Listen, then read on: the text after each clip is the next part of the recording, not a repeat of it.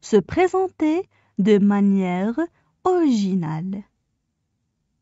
L'être que j'appelle moi vint au monde un certain lundi 8 juin 1903, vers les 8 heures du matin, à Bruxelles, et naissait d'un Français appartenant à une vieille famille du Nord et d'une Belge dont les ascendants avaient été, durant quelques siècles, établis à Liège, puis s'était fixé dans le Hainaut. La maison où se passait cet événement se trouvait située au numéro 193 de l'avenue Louise et a disparu il y a une quinzaine d'années, dévorée par un building.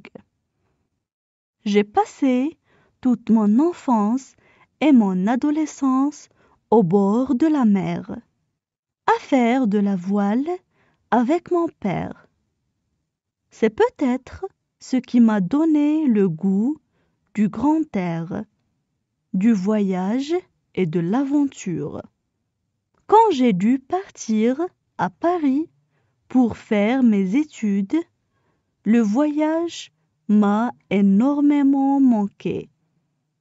Pas de mer ou de grands espaces à proximité. C'est pour cette raison qu'aujourd'hui, je me rattrape en dirigeant une agence de voyage. Je suis passionnée par ce que je fais. Je reviens souvent en Belgique et je voyage aussi beaucoup à côté. Dernièrement, j'ai été en Australie, en Norvège, et là je prépare mon prochain voyage au Brésil. On passe maintenant à la traduction en arabe. Se présenter de manière originale. Se présenter de manière originale.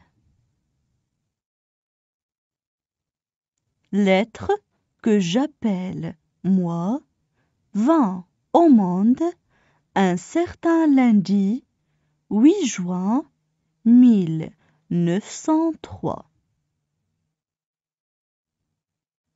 L'être que j'appelle moi vint au monde un certain lundi 8 juin 1903. Vers les 8 heures du matin à Bruxelles. Vers les 8 heures du matin à Bruxelles. Et naissait d'un Français appartenant à une vieille famille du Nord. Et naissait d'un Français appartenant à une vieille famille du Nord. Et d'une Belge dont les ascendants avaient été, durant quelques siècles, établis à Liège. Et d'une Belge dont les ascendants avaient été, durant quelques siècles, établis à Liège. Puis s'était fixé dans le Hainaut. Puis s'était fixé dans le Hainaut. La maison où se passait cet événement se trouvait située au numéro 193 de l'avenue Louise La maison où se passait cet événement se trouvait située au numéro 193 de l'avenue Louise.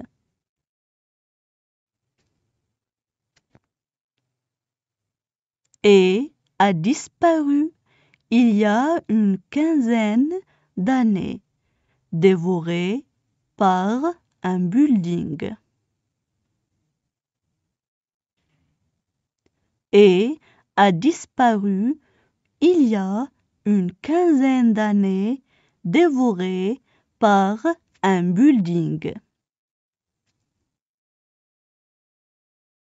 J'ai passé toute mon enfance et mon adolescence.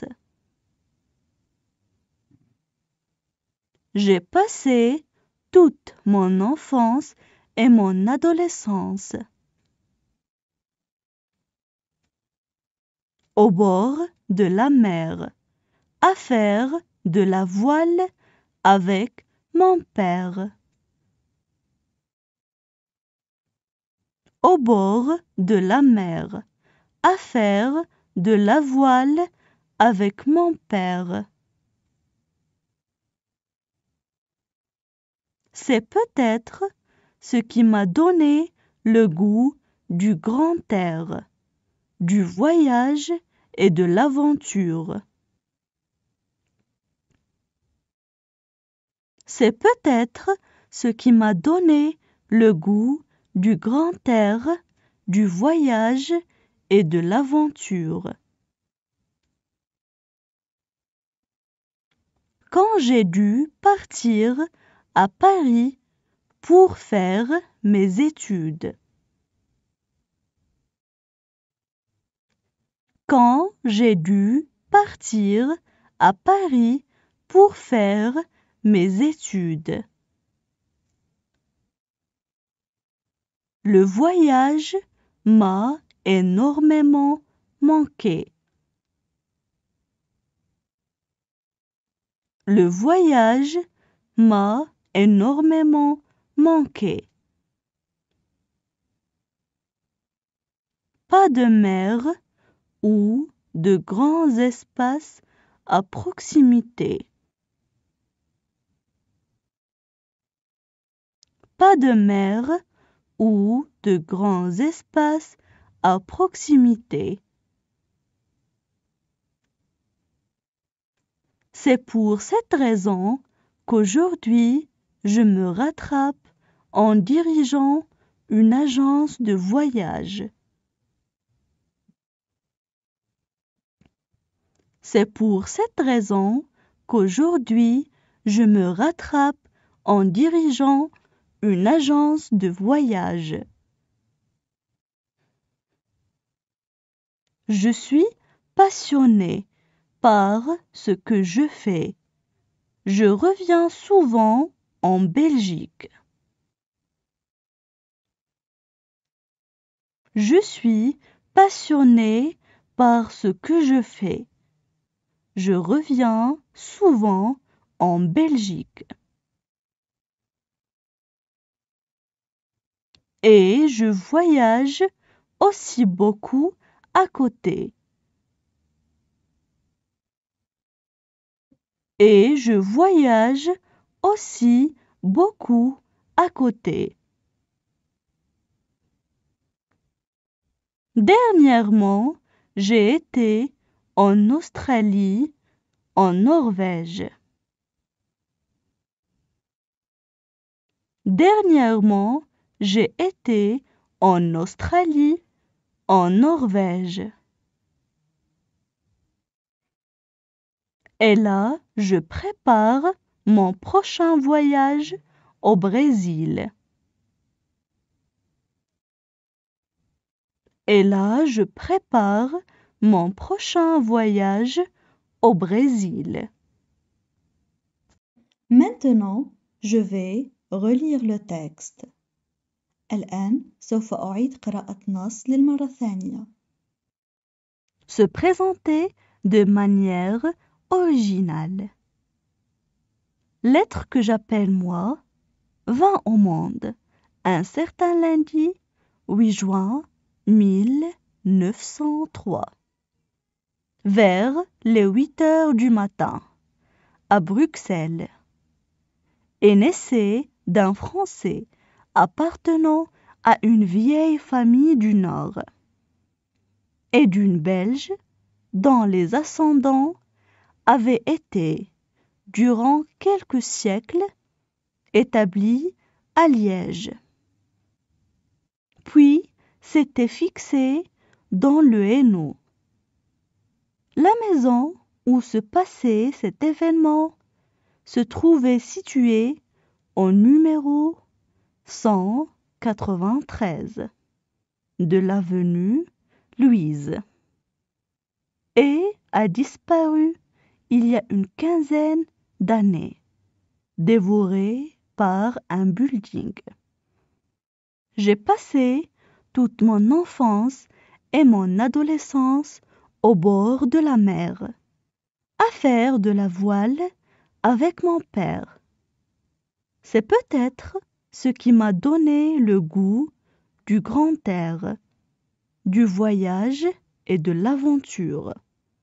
Quand j'ai dû partir à Paris pour faire mes études, le voyage m'a énormément manqué. Pas de mer ou de grands espaces à proximité. C'est pour cette raison qu'aujourd'hui, je me rattrape en dirigeant une agence de voyage. Je suis passionnée par ce que je fais. Je reviens souvent en Belgique et je voyage aussi beaucoup à côté. Dernièrement, j'ai été en Australie, en Norvège, et là je prépare mon prochain voyage au Brésil. La plus vieille université du monde. Si vous avez déjà pensé que la plus ancienne université du monde se trouve en Europe ou en Chine, alors vous vous trompez parce que ce n'est pas la vérité. La plus ancienne université du monde se trouve dans un pays arabe, au Maroc, en Afrique. Connue sous le nom d'Al-Qarawiyyin, l'université a été fondée en 859 après Jésus-Christ par une jeune princesse de Tunisie, Fatima Al-Fihriya. Elle est située dans la ville de Fès, qui était autrefois un centre spirituel et éducatif de premier plan du monde musulman. L'histoire raconte qu'il y a plus de 1200 ans, Fatima Al-Fihriya et sa famille ont déménagé de Qayrawan, l'actuelle Tunisie, à Fès, au Maroc. Après la mort de son père, Fatima Al-Fihriya a décidé de consacrer l'héritage de sa famille à la construction d'une mosquée avec une madrasa, une école islamique, pour donner aux gens la possibilité de pratiquer leur foi et d'élargir encore leurs connaissances sur les questions spirituelles.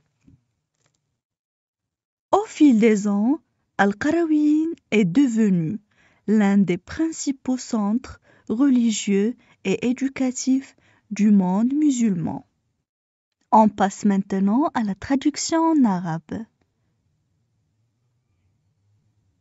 La plus vieille université du monde. La plus vieille université du monde. Si vous avez déjà pensé que la plus ancienne université du monde se trouve en Europe ou en Chine.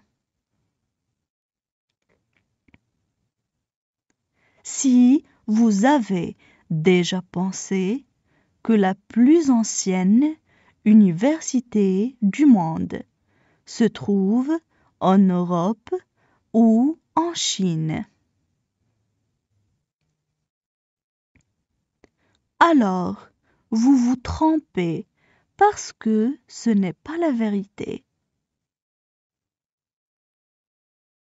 Alors vous vous trompez parce que ce n'est pas la vérité. La plus ancienne université du monde se trouve dans un pays arabe, au Maroc, en Afrique.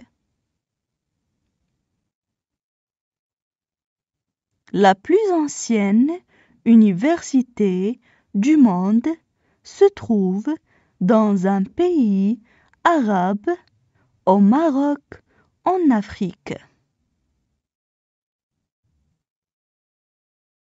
Connue sous le nom d'Al-Qarawiyyin, l'université a été fondée en 859 après Jésus-Christ. Connue sous le nom d'Al-Qarawiyyin, l'université a été fondée en 859 après Jésus-Christ. Par une jeune femme de Tunisie, al-Banin Fatima al-Fihriya. Par une jeune femme de Tunisie, al-Banin Fatima al-Fihriya. Elle est située dans la ville de Fès, qui était autrefois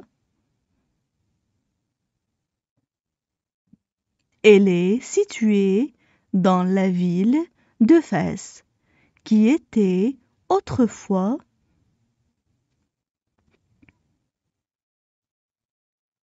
un centre spirituel et éducatif de premier plan du monde musulman.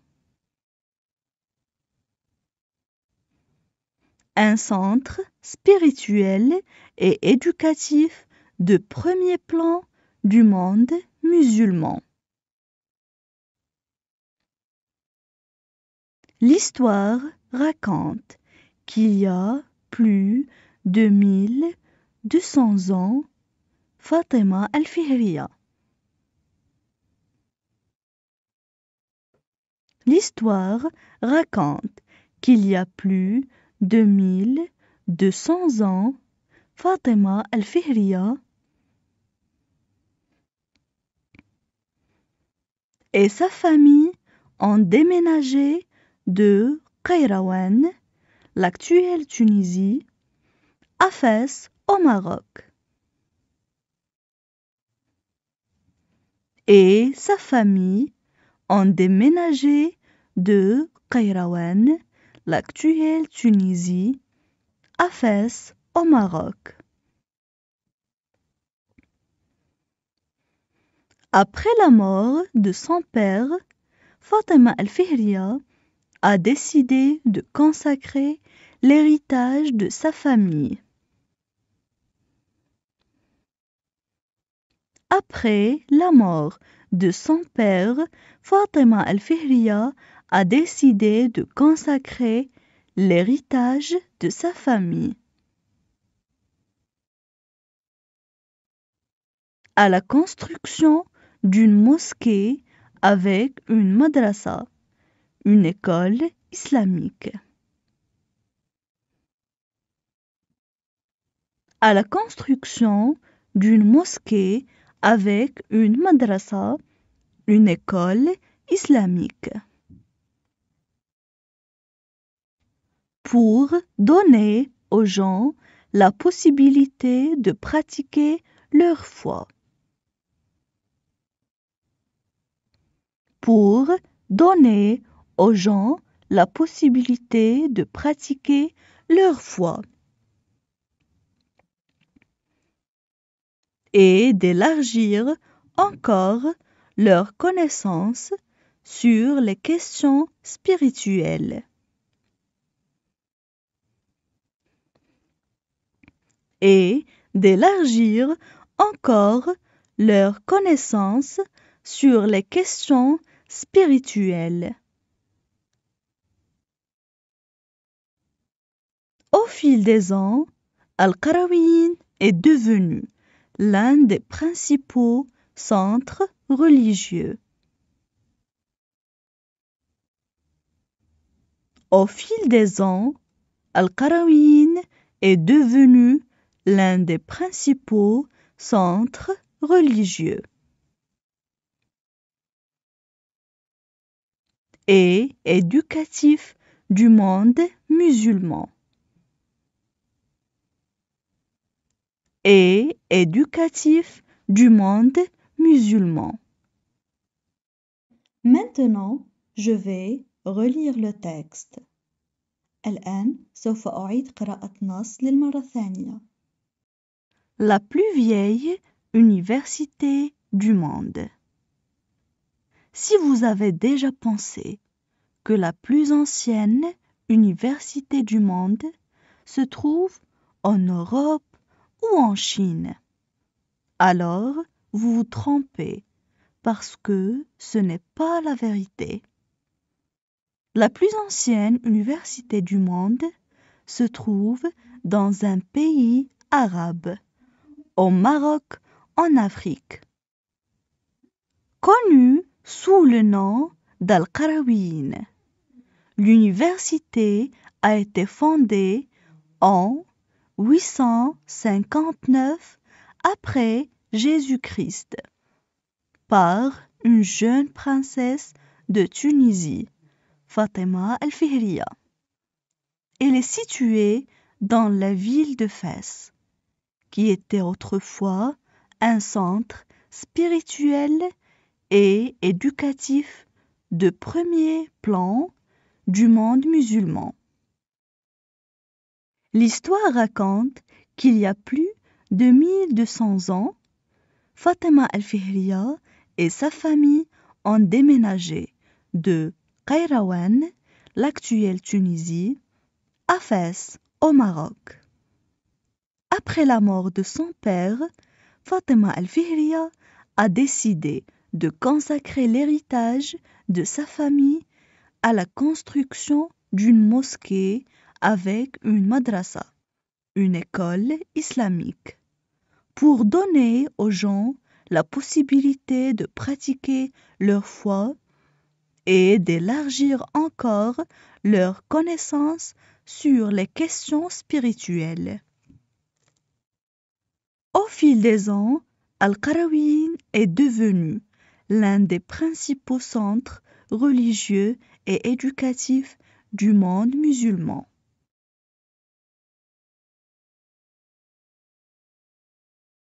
La peine de mort. La peine de mort est le fait de punir une personne en le tuant. Elle est déterminée par le pouvoir judiciaire et elle consiste à priver un condamné de sa vie. De nos jours, ce sujet a suscité un grand débat dans le monde entier. Certaines personnes pensent qu'elle n'est pas la solution idéale pour lutter contre le crime. Or, il y a aussi d'autres qui défendent son application. D'abord, la peine de mort est le moyen le plus efficace de faire appliquer la justice et d'empêcher d'autres personnes de commettre d'autres crimes. Autrement dit, la peine de mort est la meilleure méthode pour donner l'exemple, décourager les criminels et réduire le taux de criminalité. De plus, Elle empêche tous ceux qui ont commis des crimes graves de retourner dans la société, puisqu'ils ne méritent plus de vivre dans une communauté. De surcroît, on ne peut pas nier que lorsque la famille de la victime voit que le coupable paye le prix de son crime, elle se sent soulagée et apaisée. Mais, de l'autre côté, on trouve la famille du criminel. Qui peut soulager sa douleur? La mission du système judiciaire est d'éduquer et d'aider les coupables à se remettre sur la bonne voie. Cependant, la peine capitale ne donne pas une deuxième chance aux condamnés pour se repentir et corriger leurs erreurs. Ne pouvant condamner le criminel à la réclusion à perpétuité. Mais nous ne pouvons pas le tuer de cette manière, puisqu'elle est un châtiment inhumain, et on ne peut pas corriger un crime par un autre. Pour conclure, et à la lumière de tout ce qui précède, il sera raisonnable de souligner le fait que personne ne naît criminel, mais on le devient pour de nombreuses raisons. Il faudrait donc s'attaquer aux racines de la criminalité pour pouvoir la combattre efficacement, au lieu de débattre sur l'application ou non de la peine de mort. On passe maintenant à la traduction en arabe. La peine de mort. La peine de mort. La peine de mort est le fait de punir une personne en le tuant. La peine de mort est le fait de punir une personne en le tuant. Elle est déterminée par le pouvoir judiciaire et elle consiste à priver un condamné de sa vie. Elle est déterminée par le pouvoir judiciaire et elle consiste à priver un condamné de sa vie. De nos jours, ce sujet a suscité un grand débat dans le monde entier. De nos jours, ce sujet a suscité un grand débat dans le monde entier. Certaines personnes pensent qu'elle n'est pas la solution idéale pour lutter contre le crime.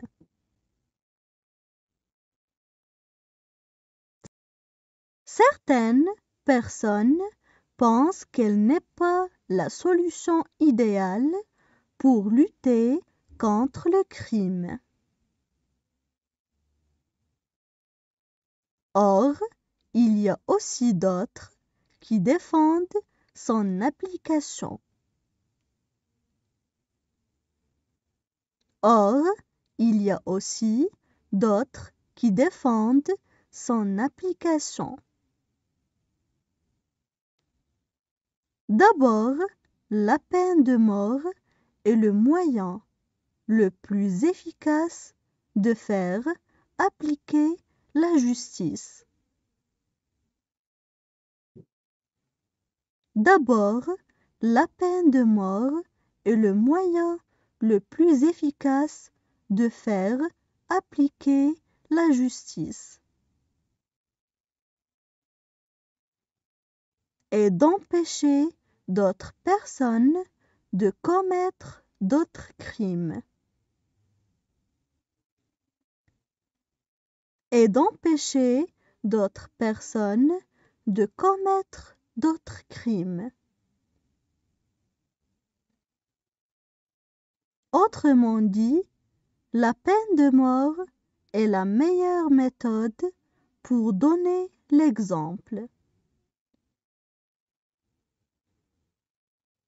Autrement dit, la peine de mort est la meilleure méthode pour donner l'exemple. Décourager les criminels et réduire le taux de criminalité.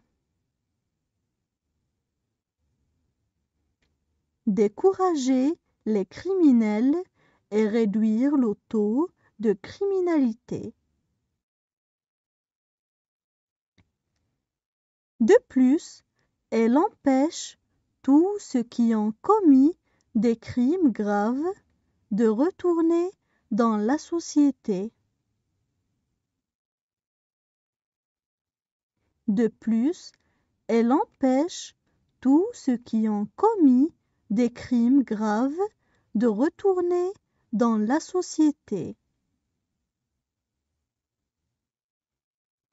Puisqu'ils ne méritent plus de vivre dans une communauté. Puisqu'ils ne méritent plus de vivre dans une communauté. De surcroît, on ne peut pas nier lorsque. De surcroît, on ne peut pas nier que lorsque. La famille de la victime voit que le coupable paye le prix de son crime. La famille de la victime voit que le coupable paye le prix de son crime. Elle se sent soulagée et apaisée. Elle se sent soulagée et apaisée. Mais de l'autre côté, on trouve la famille du criminel, qui peut soulager sa douleur. Mais de l'autre côté, on trouve la famille du criminel, qui peut soulager sa douleur. La mission du système judiciaire est d'éduquer et d'aider les coupables.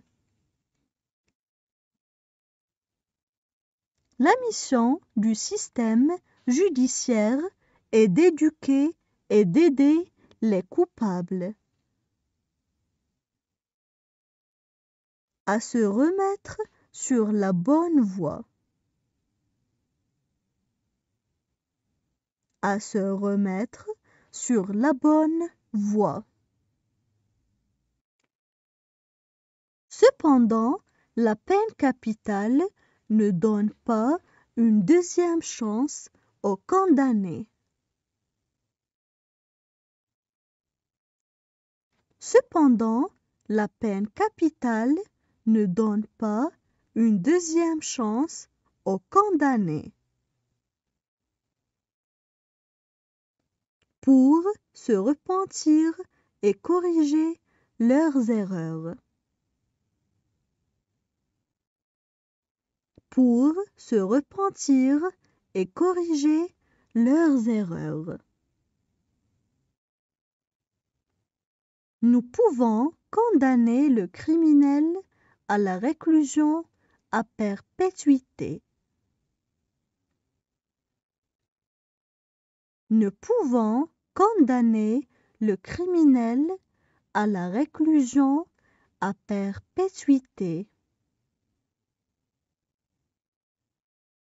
Mais nous ne pouvons pas le tuer de cette manière. Mais nous ne pouvons pas le tuer de cette manière. Puisqu'elle est un châtiment inhumain et on ne peut pas corriger un crime par un autre.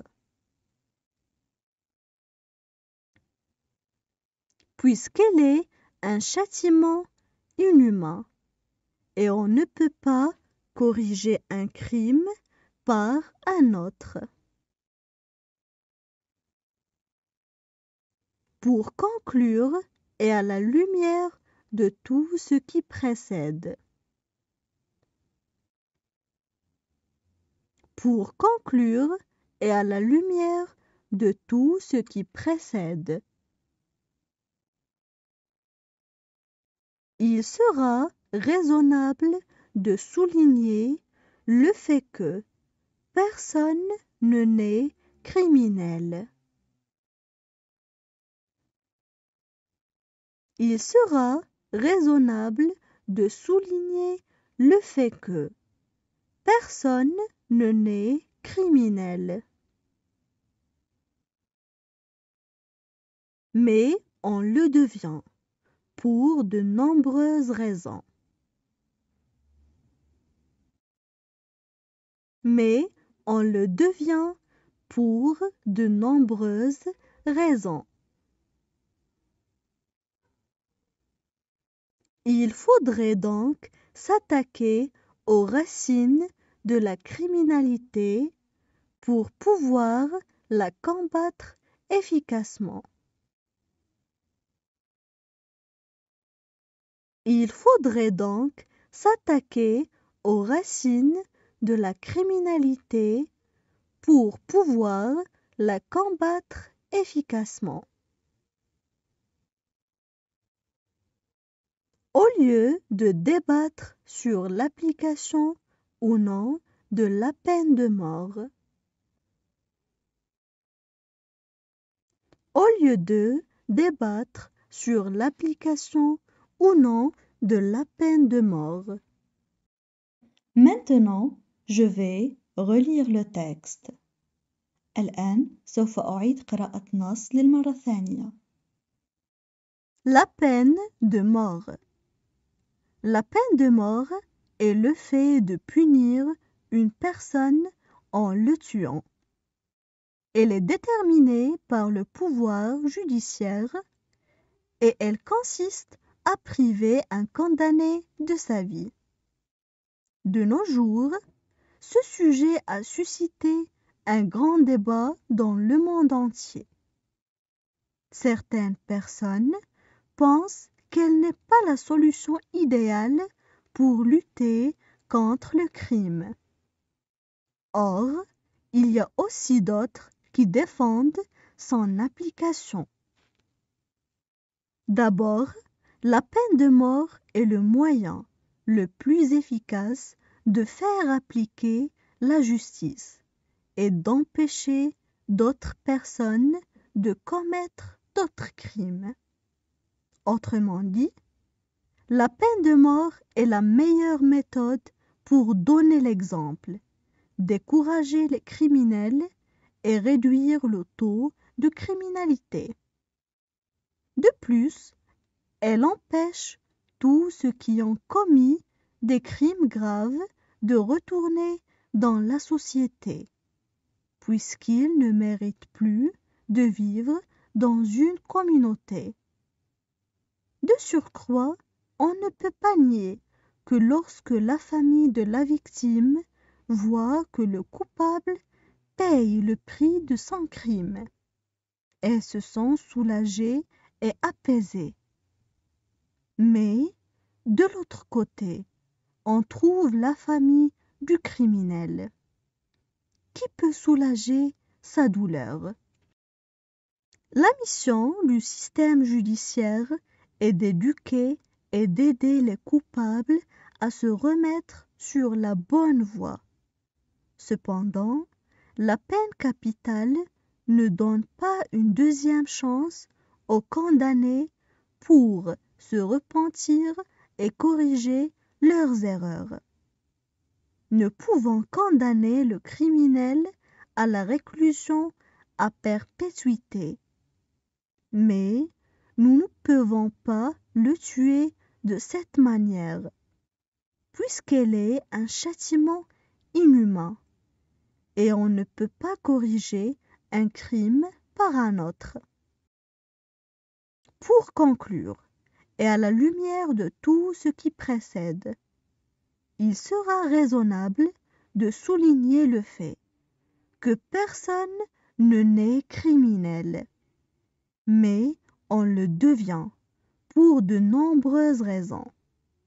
Il faudrait donc s'attaquer aux racines de la criminalité pour pouvoir la combattre efficacement, au lieu de débattre sur l'application ou non de la peine de mort. La corruption. La corruption est un fléau social répandu dans les pays riches et dans les pays en développement. Il s'agit d'utiliser sa position de responsable d'un service public à son bénéfice personnel. Nombreux sont les facteurs amenant à la prolifération de la corruption. Parmi eux, on trouve la complexité d'accès à certains services et des procédures administratives. Certaines personnes recourent à la corruption afin de gagner le temps en diminuant les délais d'attente. De plus, les salaires bas des fonctionnaires, puisque la majorité la considère comme moyen pour augmenter leur salaire et satisfaire les besoins pour une vie paisible. Par conséquent, la corruption est un crime grave qui nuit à l'individu et à la société. D'abord, elle freine le développement social et économique. Puis, elle affaiblit le système éducatif et le système de santé, privant ainsi la population des composantes fondamentales d'une vie décente. Ensuite, elle exacerbe les inégalités et l'injustice. En guise de conclusion, la corruption reste une responsabilité partagée et affaire non seulement des gouvernements, mais aussi des individus. On passe maintenant à la traduction en arabe. La corruption. La corruption. La corruption est un fléau social répandu dans les pays riches et dans les pays en développement. La corruption est un fléau social répandu dans les pays riches et dans les pays en développement. Il s'agit d'utiliser sa position de responsable d'un service public à son bénéfice personnel. Il s'agit d'utiliser sa position de responsable d'un service public à son bénéfice personnel. Nombreux sont les facteurs amenant à la prolifération de la corruption.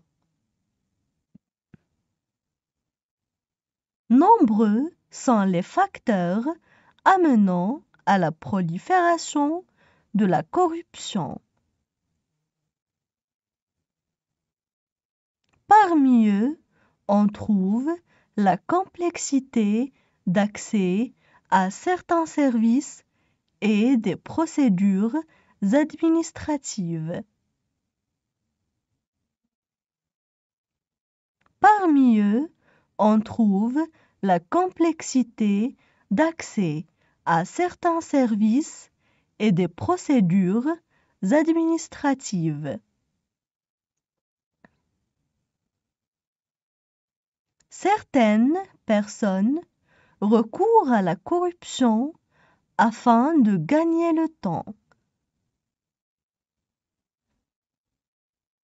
Certaines personnes recourent à la corruption afin de gagner le temps.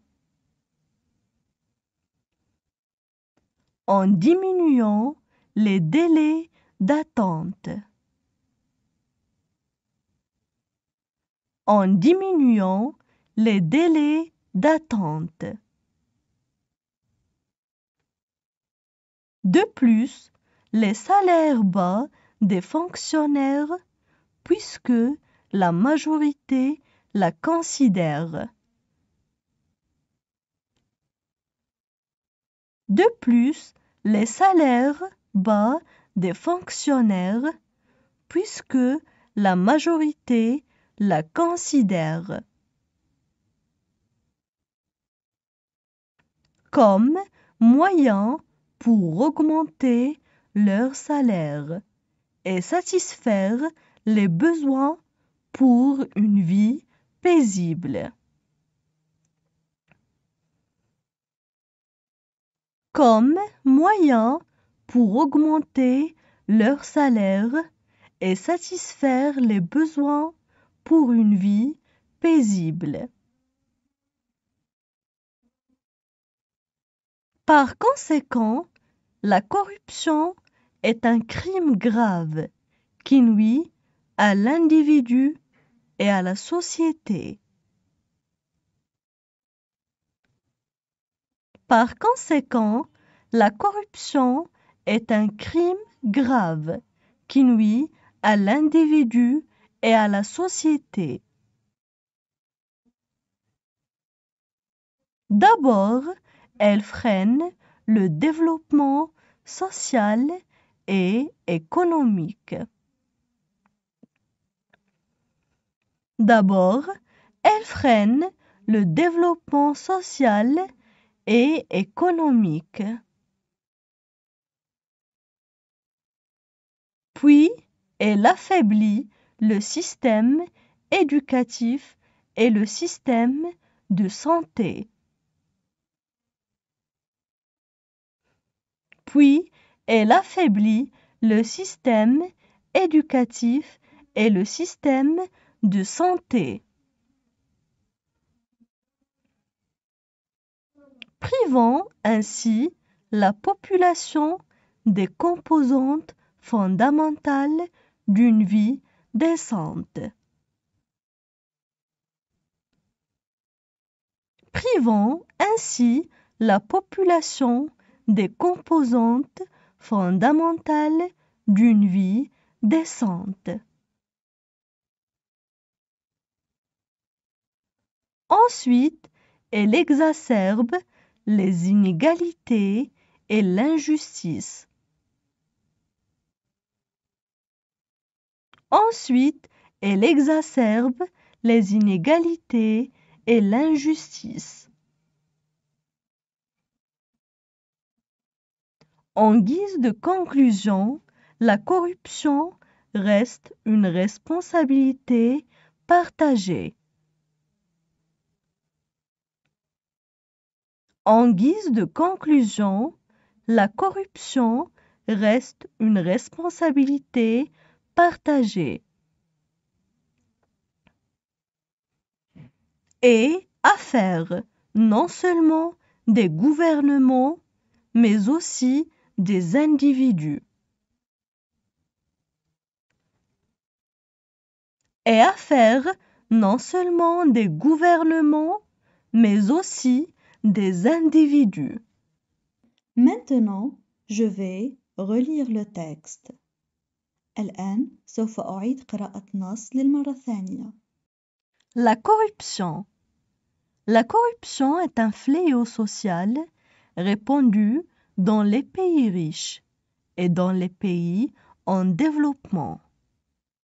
Il s'agit d'utiliser sa position du responsable d'un service public à son bénéfice personnel. Nombreux sont les facteurs amenant à la prolifération de la corruption.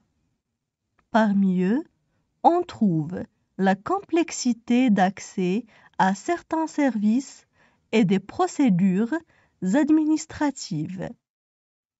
Certaines personnes recourent à la corruption afin de gagner le temps en diminuant les délais d'attente. De plus, les salaires bas des fonctionnaires, puisque la majorité la considère comme moyen pour augmenter leur salaire et satisfaire les besoins pour une vie paisible. Par conséquent, la corruption est un crime grave qui nuit à l'individu et à la société. D'abord, elle freine le développement social et économique. Puis, elle affaiblit le système éducatif et le système de santé, privant ainsi la population des composantes fondamentales d'une vie décente. Ensuite, elle exacerbe les inégalités et l'injustice. En guise de conclusion, la corruption reste une responsabilité partagée et affaire non seulement des gouvernements, mais aussi des individus. La violence à l'encontre des enfants. Chaque jour, la violence détruit la vie de millions d'enfants. Ce phénomène caché, voire parfois toléré par les sociétés et par conséquent par les populations qui s'y développent, doit devenir l'affaire de tous. La violence à l'encontre des enfants est un problème ayant de multiples facettes, avec des causes au niveau individuel, à celui des relations proches, de la communauté et de la société. Au niveau individuel, aspects biologiques et personnels comme le sexe et l'âge, faible niveau d'éducation, incapacité ou problèmes de santé mentale. Au niveau des relations proches, manque d'attachement émotionnel entre les enfants et les parents ou les personnes qui s'occupent d'eux. Mauvaise pratique du rôle parental.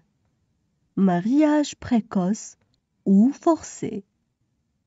Au niveau communautaire, pauvreté, forte densité démographique, accès facile à l'alcool et aux armes à feu.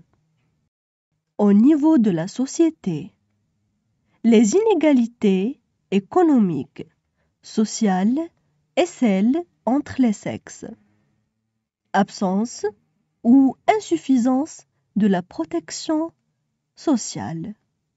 Situation consécutive à des conflits ou des catastrophes naturelles. La violence à l'encontre des enfants a des conséquences sur la santé et le bien-être des enfants. Elle peut entraîner la mort provoquer des blessures graves, entraîner des troubles du développement du cerveau et du système nerveux, contribuer à un grand nombre de maladies non transmissibles et avoir des répercussions sur l'avenir de chacun et sur les futures générations. On passe maintenant à la traduction en arabe. La violence à l'encontre des enfants. La violence à l'encontre des enfants.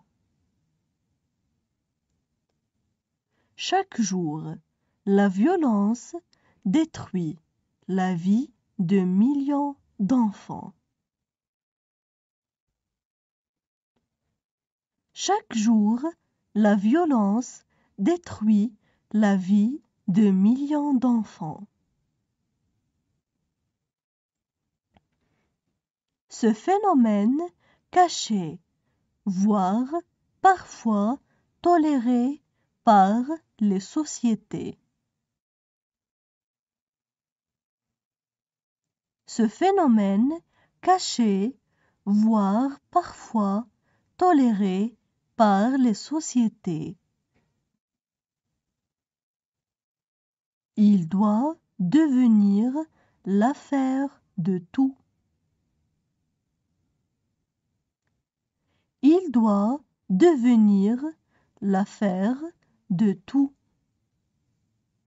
La violence à l'encontre des enfants est un problème ayant de multiples facettes. La violence à l'encontre des enfants est un problème ayant de multiples facettes. Avec des causes au niveau individuel à celui des relations proches. Avec des causes au niveau individuel à celui des relations proches. De la communauté et de la société. De la communauté et de la société.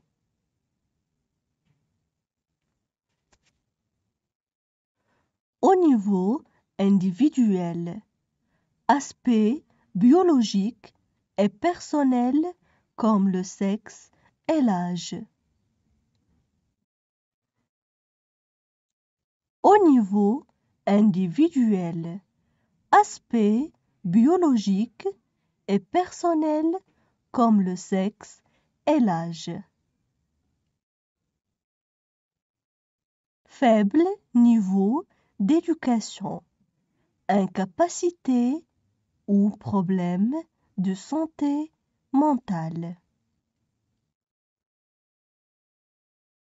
Faible niveau d'éducation, incapacité ou problème de santé mentale.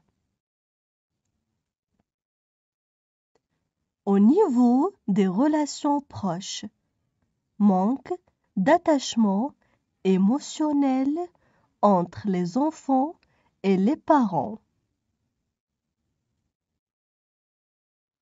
Au niveau des relations proches, manque d'attachement émotionnel entre les enfants et les parents. Ou les personnes qui s'occupent d'eux. Mauvaise pratique du rôle parental. Ou les personnes qui s'occupent d'eux. Mauvaise pratique du rôle parental. Mariage précoce ou forcé. Mariage précoce ou forcé. Au niveau communautaire, pauvreté, forte densité démographique. Au niveau communautaire, pauvreté, forte densité démographique. Accès facile à l'alcool et aux armes à feu. Accès facile à l'alcool et aux armes à feu. Au niveau de la société, les inégalités économiques, sociales et celles entre les sexes. Au niveau de la société, les inégalités économiques, sociales et celles entre les sexes. Absence ou insuffisance de la protection sociale. Absence ou insuffisance de la protection sociale. Situation consécutive à des conflits ou des catastrophes naturelles. Situation consécutive à des conflits ou des catastrophes naturelles. La violence à l'encontre des enfants a des conséquences sur la santé et le bien-être des enfants. La violence à l'encontre des enfants a des conséquences sur la santé et le bien-être des enfants. Elle peut entraîner la mort, provoquer des blessures graves. Elle peut entraîner la mort, provoquer des blessures graves. Entraîner des troubles du développement du cerveau et du système nerveux. Entraîner des troubles du développement du cerveau et du système nerveux. Contribuer à un grand nombre de maladies non transmissibles. Contribuer à un grand nombre de maladies non transmissibles. Et avoir des répercussions sur l'avenir de chacun et sur les futures générations. Et avoir des répercussions sur l'avenir de chacun et sur les futures générations. Maintenant, je vais relire le texte. الآن سوف أعيد قراءة نص للمرة الثانية. La violence à l'encontre des enfants. Chaque jour, la violence détruit la vie de millions d'enfants. Ce phénomène caché, voire parfois toléré par les sociétés et par conséquent par les populations qui s'y développent, doit devenir l'affaire de tous. La violence à l'encontre des enfants est un problème ayant de multiples facettes, avec des causes au niveau individuel, à celui des relations proches, de la communauté et de la société. Au niveau individuel, aspects biologiques et personnels comme le sexe et l'âge, faible niveau d'éducation, incapacité ou problème de santé mentale. Au niveau des relations proches, manque d'attachement émotionnel entre les enfants et les parents ou les personnes qui s'occupent d'eux. Mauvaise pratique du rôle parental. Mariage précoce ou forcé. Au niveau communautaire, pauvreté, forte densité démographique, accès facile à l'alcool et aux armes à feu. Au niveau de la société, les inégalités économiques, sociales et celles entre les sexes. Absence ou insuffisance de la protection sociale. Situation consécutive à des conflits ou des catastrophes naturelles. La violence à l'encontre des enfants a des conséquences sur la santé et le bien-être des enfants. Elle peut entraîner la mort, provoquer des blessures graves, entraîner des troubles du développement du cerveau et du système nerveux, contribuer à un grand nombre de maladies non transmissibles et avoir des répercussions sur l'avenir de chacun et sur les futures générations.